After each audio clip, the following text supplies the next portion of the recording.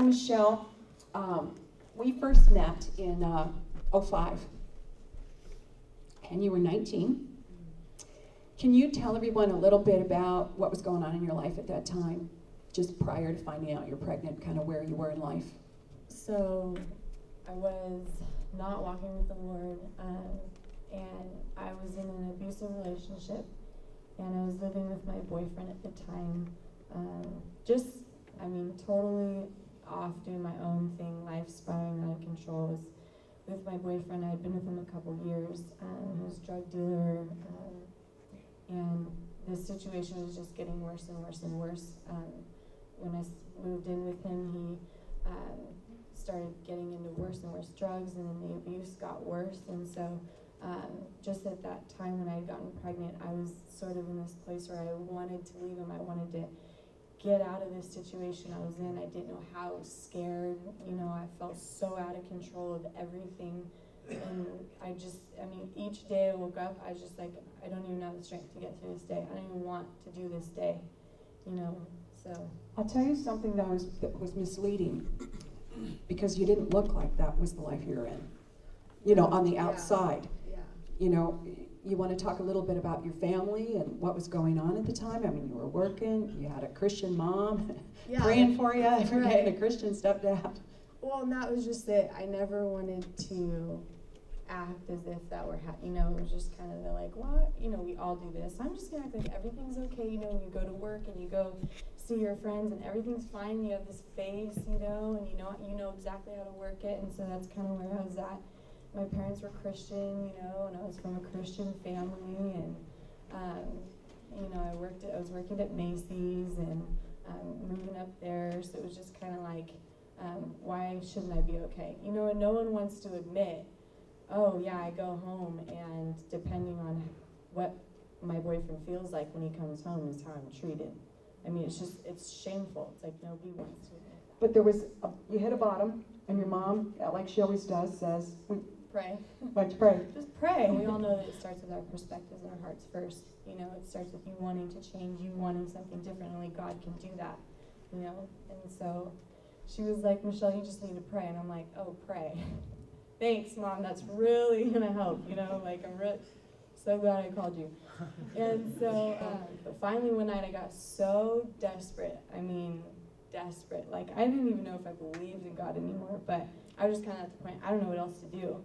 And so I remember being like, okay, I'm like bawling in my room, like this is all I can handle, this is it. It's like the defining moment, and I'm just like, God, if you're real, you have to get me out of this situation. Like, please, if you're God and you're real, be God right now in this situation. Okay. It was crazy because 3 days later, I found out I was pregnant. And so I called my mom and I'm like, thanks. Your prayer was awesome. It really helped me. Just in a worse situation than I was even before I even called you, So it's your fault. I'm pregnant. So I went to the doctor, and this is literally so I go in there and I'm hoping, you take 3 pregnancy tests and you're hoping all of them are wrong. Like, these are just really, So I go to the doctor. And she's like, oh, honey, you are so pregnant. So it's like, do you do this much? So I found I was pregnant, and I remember this other nurse led me into this room. And it wasn't like, okay, so what are you going to do? Really nice and compassionate. So it was just kind of like, I'm going to take you into this room. And the nurse was like, okay, so we can take care of this. Don't even worry about it. Like, it'll be super easy, like I can, and I'm like, take care of it. I was like, what does that mean? What do you mean take care of it? And she's like, well, honey, obviously you're too young, And I was like, I have to go.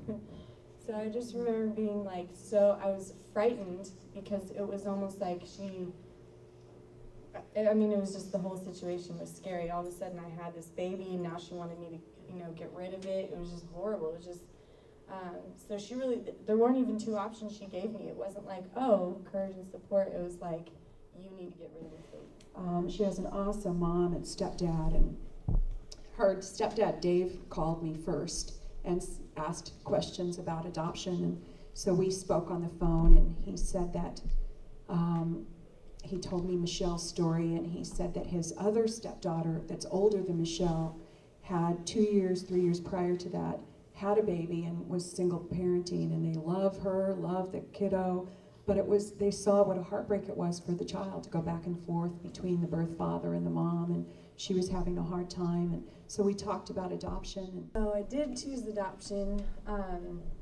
Was that a struggle? Yes, because you hit on it when you said, you're giving up your baby. I mean, that's like the buzz, right? When you're pregnant, you're giving up your baby. You're giving up. I don't look like it, but I am half Mexican, and so I come from a Mexican. My whole Mexican side was just like, you don't do this. Like, you are giving up God's blessing. I can't even. It was just so much judgment, and everyone around me, of course, nobody talks about adoption or open adoption. So it's kind of this.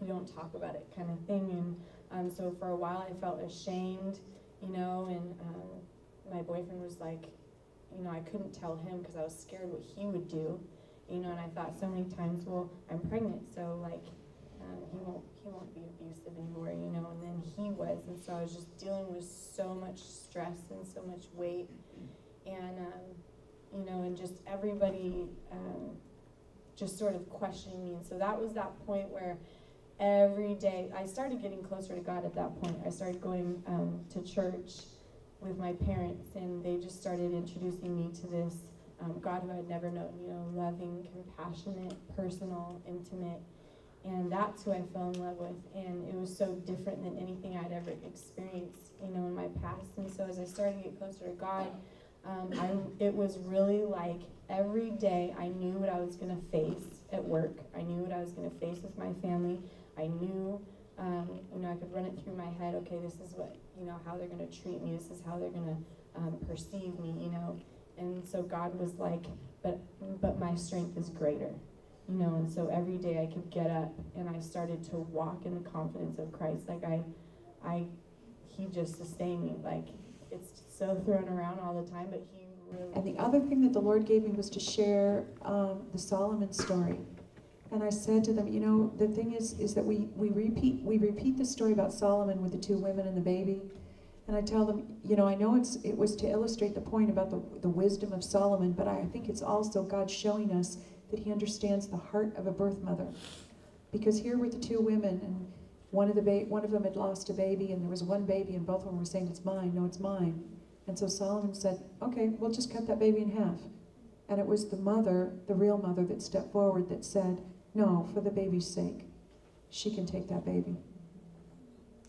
And I think that's what birth mothers do.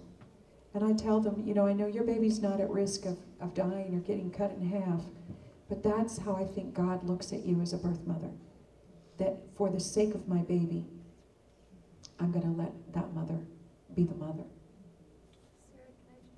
I wasn't like meditating on this is that just as children of God, we're adopted into His beloved, and so it's like God is our Father, and God loves us, but there's going to be one day we're going to have to look back, up to Him and choose to love Him back, in that relationship of adoption, and so I always think of that, and that's sort of my encouragement, that, we have this beautiful adoption story with God, and so yes, all the reason more for the church to accept it and for it to become known, and minister to other people's hearts, that's God's heart,